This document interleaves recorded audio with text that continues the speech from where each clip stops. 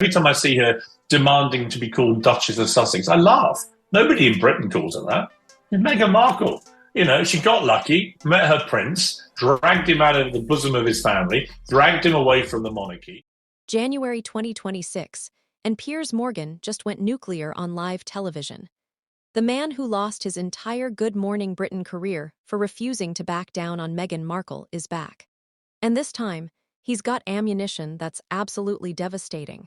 Because Meghan just released her Netflix cooking show, With Love, Meghan, and Piers tore it apart piece by piece on his show, Piers Morgan Uncensored. Brutally. He couldn't even make it through the first episode before he had to turn it off. Called it unwatchable. Called it the ultimate vanity project. Exposed every single fake moment, every staged photo, every calculated image Meghan tried selling to the world. And here's what makes this explosive. Piers isn't just some random critic. This man knew Meghan personally before she ghosted him for Harry. He's got insider knowledge. He knows how she operates. So when he says these photos expose who Meghan really is, that carries weight. What Piers just exposed on live television might permanently destroy Meghan's carefully crafted image. Let me break down exactly what happened. The moment Meghan's Netflix show dropped, Piers knew he had to watch it. Not because he wanted to, but because he knew it would be comedy gold. And he was right.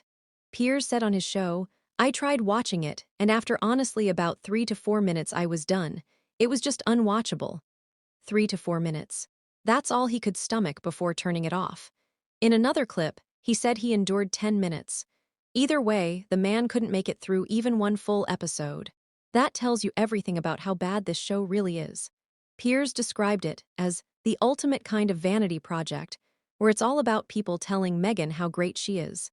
Her telling everyone how great she is. Every single frame designed to worship Meghan. Every guest brought on just to praise her. Think about that. A cooking show where the focus isn't the food, it's how wonderful Meghan is, how talented, how creative. It's not about teaching you anything. It's about selling you the Meghan brand. And Piers saw through it immediately because he knows her. He's watched her operate. He understands the game she's playing better than almost anyone. Now let's talk about the specific photos and footage that Piers absolutely destroyed. First, the house. Meghan filmed this entire show in what she's presenting as her beautiful Montecito home. Except Piers pointed out something crucial. It's not even her house. She borrowed someone else's estate to film this show. Think how fake that is. You're selling authenticity. You're selling with love from Meghan's home. Except it's not your home. It's a borrowed mansion you're pretending is yours. The photos show Meghan in this gorgeous kitchen with professional equipment, perfectly lit, every angle calculated. And Piers called it out. She's doing things like making coffee, making a basic cake, making coffee. That's what Meghan's teaching people. And she's presenting it like she's revolutionizing hospitality. Piers also caught the flower arranging segments. Photos of Meghan delicately placing flowers in vases like she invented the concept, acting like basic hosting skills are groundbreaking wisdom. Every photo is designed to make Meghan look talented, creative, sophisticated.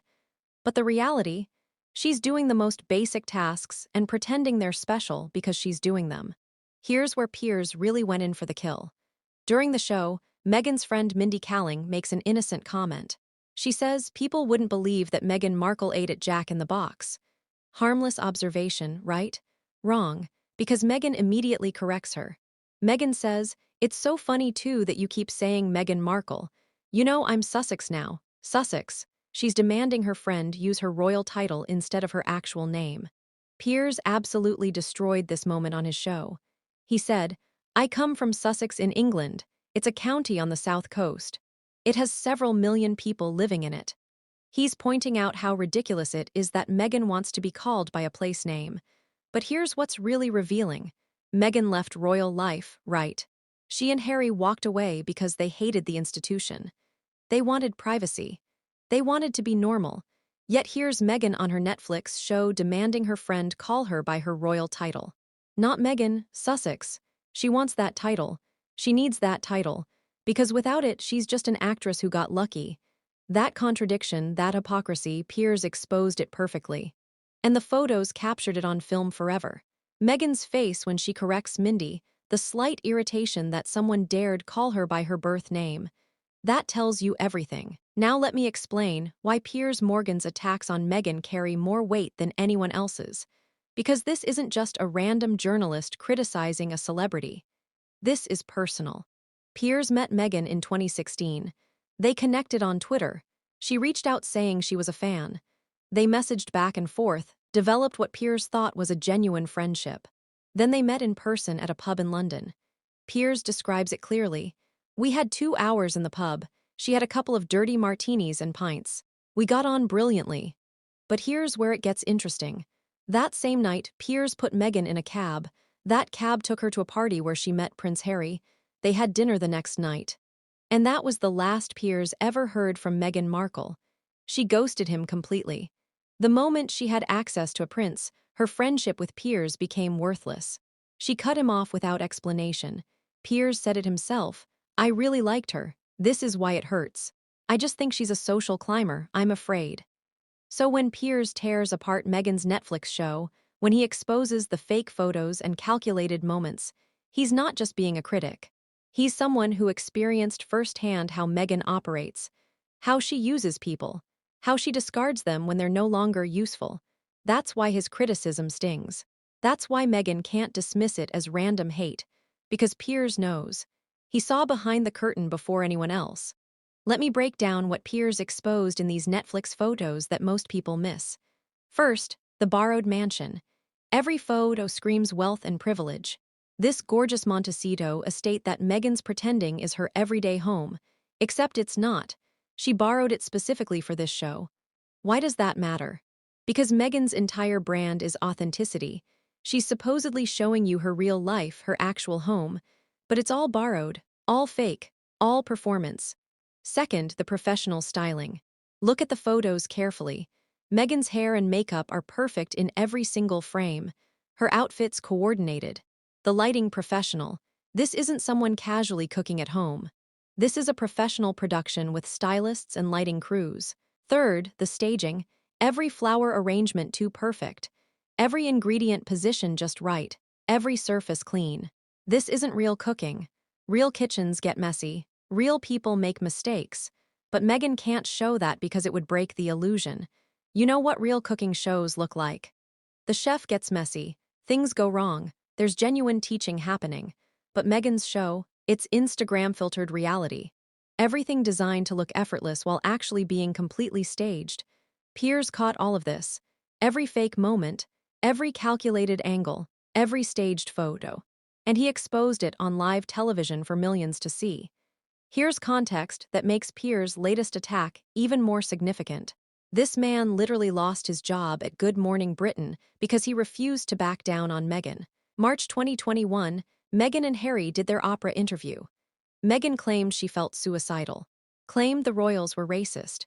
Piers went on GMB the next morning and said, I don't believe a word she said, Meghan Markle. I wouldn't believe it if she read me a weather report. 58,000 complaints poured in. Meghan herself complained to ITV. The pressure became massive. Piers' colleague Alex Beresford confronted him on air, said, You continue to trash her even though she cut you off.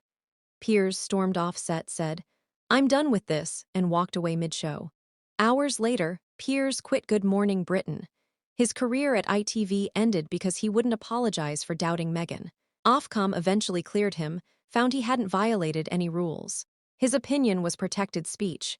But by then, the damage was done.